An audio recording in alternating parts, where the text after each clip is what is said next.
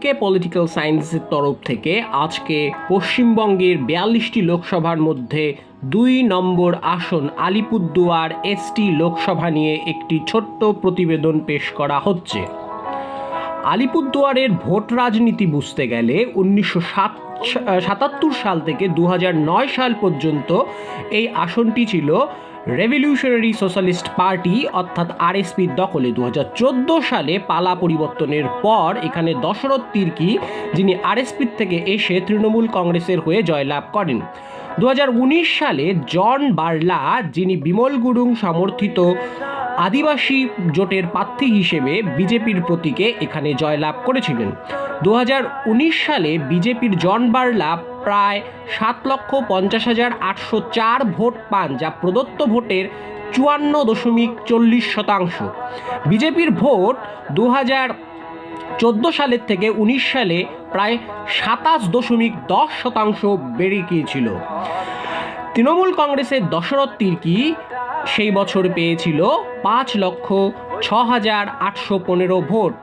7% বৃদ্ধির সঙ্গে এটি দাঁড়িয়েছিল প্রায় 36%-এর কাছাকাছি। আরএসপির প্রার্থী মিলি ওরাও পেয়েছিলেন 3.91% ভোট এবং তিনি ছিলেন তৃতীয় স্থানে। ইন্ডিয়ান ন্যাশনাল কংগ্রেসের প্রার্থী পেয়েছিলেন প্রায় 1.99% ভোট। নোটাতে পড়েছিল 1.53% ভোট। ঘটনাক্রমে 2021 সালের বিধানসভা ইলেকশনে এই আলিপুরদুয়ার জেলায় যে 7টি বিধানসভা অঞ্চল আছে আলিপুরদুয়ার লোকসভায়, নাগরাকাটা, মাদারিহাট, ফালাকাটা, কালচিনি, কুমারগ্রাম, আলিপুরদুয়ার এবং তুফানগঞ্জ, এর প্রত্যেকটিতে বিজেপি জয়লাভ করেছিল। পরবর্তীকালে আমরা দেখেছি যে সুমন কাঞ্জিলাল, আলিপুরদুয়ারের বিধায়ক, তিনি তৃণমূল কংগ্রেসে যোগদান করেছেন। প্রার্থী তালিকা এবং বিবরণের ক্ষেত্রে এখানে বলতে হয় যে এখনো পর্যন্ত এই কেন্দ্রে 11 জন প্রার্থী, যা এই যাবৎকালে সর্বোচ্চ নিজের মনোনয়ন পেশ করেছে, যাদের মধ্যে 2 জন মহিলা। ফালাকাটা বিধানসভার থেকে প্রার্থী 3 জন, মাদারিহাট বিধানসভার থেকে 3, শামুকতলা অঞ্চল থেকে 2 জন, কালচিনি এবং কুমারগ্রাম থেকে 1 জন করে প্রার্থী রয়েছে।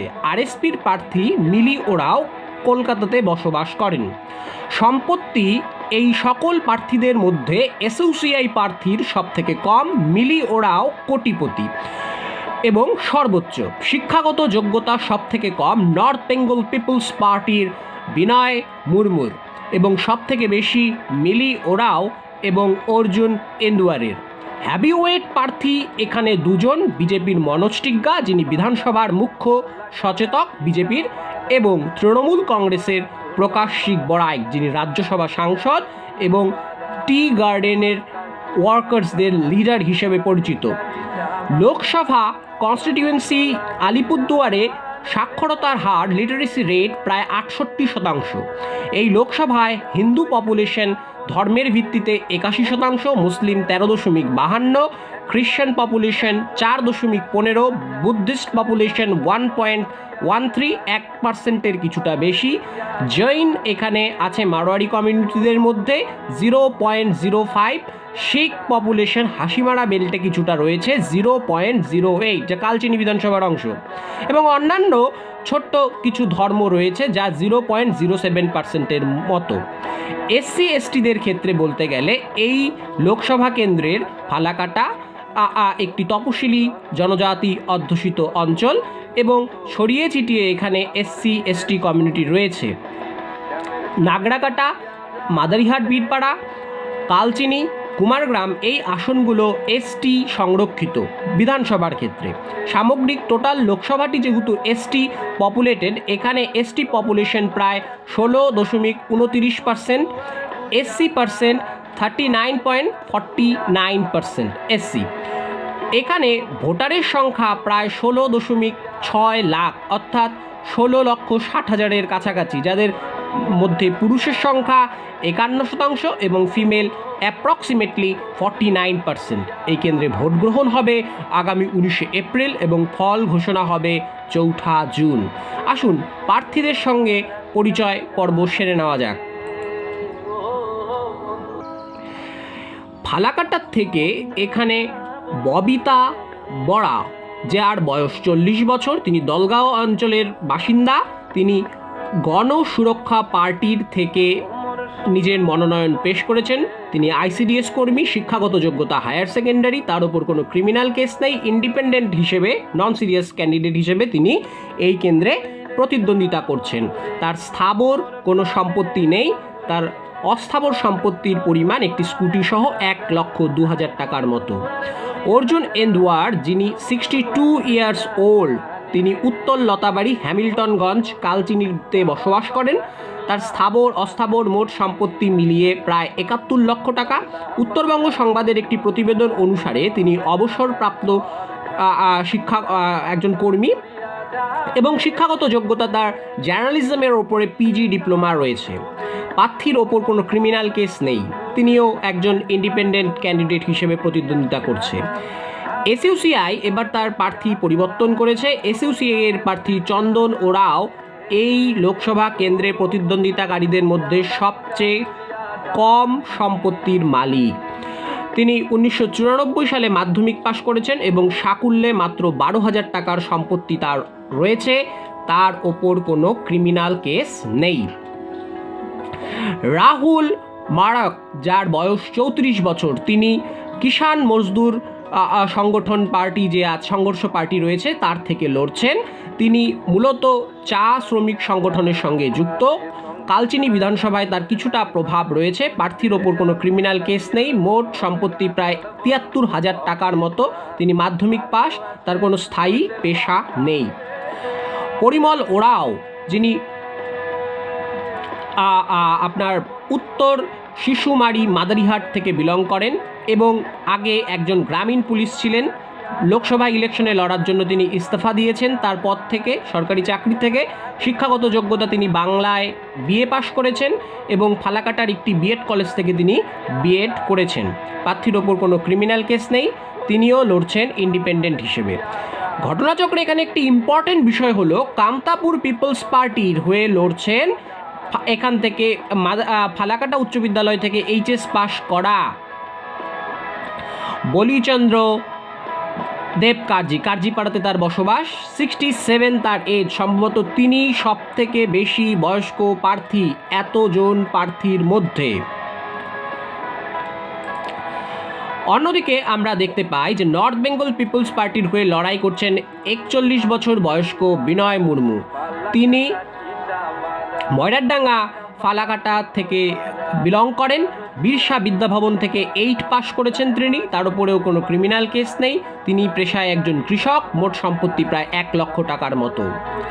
ব্যাচেলর অফ টেকনোলজি ডিগ্রিধারী 55 বছরের মনিভ নার্জিনারি বিএসপি অর্থাৎ মায়াবতীর পলিটিক্যাল পার্টির থেকে এইবার প্রতিদ্বন্দ্বিতা করেছেন। তার সম্পত্তির পরিমাণ প্রায় স্থাবর অস্থাবর মিলিয়ে 13 লক্ষ টাকার মতো। টিউশন পড়িয়ে তিনি জীবিকা নির্বাহ করেন।